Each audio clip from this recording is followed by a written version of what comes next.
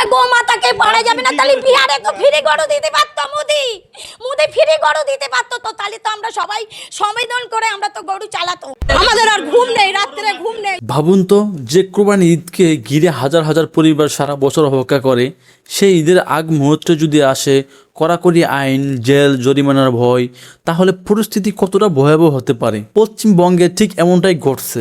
নতুন নির্দেশনা বলা হয়েছে, নির্দিষ্ট অনুমতি ও সরকারি ফিটনেস সার্টিফিকেট ছাড়া গরু বা মহিষ জবাই করলে হাত হতে পারে 6 মাস পর্যন্ত জেল, এমনকি জরিমানাও। আর এই খবর সামনে আসতে যেন মাথায় হাত পড়ে গেছে গরু ব্যবসায়ী, কসাইখানা মালিক এবং পশু পরিবহনের সঙ্গে জড়িত হাজার হাজার মানুষের। কারণ কোরবানি ঈদ মানে তাদের বছরের সবচেয়ে বড় ব্যবসা। কিন্তু এখন তাদের বড় ভয়, অনুমতি পেতে দেরি হলে, প্রশাসন যদি কড়াকড়ি বাড়ায়, তাহলে কোটি কোটি টাকার ক্ষতির মুখে পড়তে হবে। শুধু তাই নয়, নতুন নিয়ম অনুযায়ী প্রকাশ্যে স্থানে পশু জবাই পুরোপুরি নিষিদ্ধ।